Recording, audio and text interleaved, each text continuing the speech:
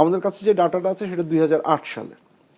But 2008-এর পরে আপনার জনসংখ্যায় পরিবর্তন এসেছে, অনেক জায়গাতে অনেক পরিবর্তন এসেছে, জেনারেশনাল চেঞ্জ হয়েছে। এই নতুন ভোটাররা কীভাবে বিহেভ করবেন এইটার অনেক কিছুই হচ্ছে কি আমরা জানি না। সেটাকে আমি ধরেও যদি নিই তাহলেও বিএনপির সর্বনিম্ন ভোটের পার্সেন্টেজ যদি আপনি দেখেন, যেটা হচ্ছে আপনার 2008 সালের হিসাবটা যদি আমি নিই, সেখানে বিএনপির 32% মতো ভোট ছিল। আমি যদি সেই হিসেবে ধরি তাহলে প্রত্যেকটা আসনে বিএনপির অ্যাটলিস্ট 30% মতো ভোট থাকার কথা।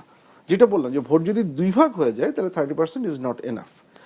যেটা আমরা মনে হচ্ছে যে জামাতের একটা ভোট বাড়ার একটা পসিবিলিটি আছে। পসিবিলিটি অনেকগুলো কারণে আছে, যেমন একটা হচ্ছে কি আপনার গত 15-16 বছর জামাত নিজেকে ভিকটিম হিসেবে দেখানোর চেষ্টা করেছে। 71-এর যে ভূমিকার ব্যাপারটা সেটা হয়তো খানিকটা গুরুত্ব হারিয়ে ফেলেছে, সেটা একটা ফ্যাক্টর হতে পারে।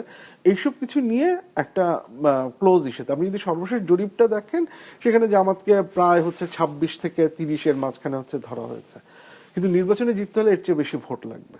সো এই কারণে আমার মনে হয় যে প্রথম গুরুত্বপূর্ণ ফ্যাক্টর সেটা হচ্ছে আওয়ামী লীগের যে ভোট আছে। আওয়ামী লীগের যে ভোট আমরা এগেন এক্স্যাক্ট পার্সেন্টেজ আমরা জানি না, বিভিন্ন জরিপগুলো যেটা দেখাচ্ছে একটা মিনিমাম লেভেল 18 থেকে 20%-এর মতো আওয়ামী লীগের ভোট আছে মিনিমাম, এর চেয়ে বেশি হতে পারে।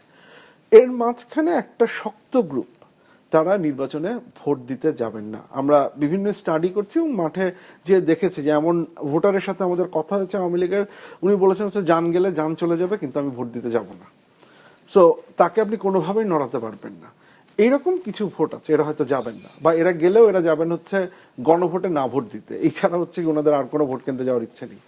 এর বাইরে যে 8 থেকে 12% বা মেবি আরো বেশি হতে পারে, ইনারা যেতে পারেন, কিন্তু ওনারা চিন্তা করবেন যে যাওয়ার মতো যথেষ্ট নিরাপত্তা আমার আছে কিনা, আমি গেলে আমাকে কেউ ধরবে কিনা, আমি হচ্ছে গিয়ে শান্তিতে ভোট দিয়ে আসতে পারবো কিনা। অ্যান্ড দেন যাওয়ার পরের যে ফ্যাক্টরটা, ইনারা আসলে কোন দিকে দিবেন, ইনারা কি জামাতে ভোট দেবেন না ইনারা এই কারণে আমি বলছি ওনারা হচ্ছেন গিয়ে একটা বড় অংশে আমরা যেটা বলি যে কিং মেকার, ওনারা হচ্ছে গিয়ে কিং মেকার। আরেকটা ফ্যাক্টর আমার মতে এই নির্বাচনে হবে হচ্ছে নারী ভোটাররা কোন দিকে যাবেন। একটা বড় অংশের নারী ভোটার, এবং আমাদের একটা ধারণা ছিল যে নারী ভোটাররা এর আগের নির্বাচনগুলোতে জামাতের পক্ষে ভোট দেন না। এইবার আসলে বিভিন্ন জায়গায় বিশেষ করে জামাতের কিছু প্রচার, জামাতের কিছু কাজকর্মের কারণে মনে হচ্ছে নারী ভোটারের একটা বড় অংশ জামাতের দিকে যেতে পারে। এখন সেটা কত অংশ যাবে, সেটা কি মেজরিটি অংশ যাবে কিনা বা প্লুরালিটি অংশ যাবে কিনা, এইটা হচ্ছে কি একটা ইম্পর্টেন্ট ফ্যাক্টর। সো মূল যেটা আমি বললাম যে আওয়ামী লীগের ভোটারটা আর হচ্ছে কি আপনার মহিলা ভোট যেটা, সেটা কোন দিকে যাবে।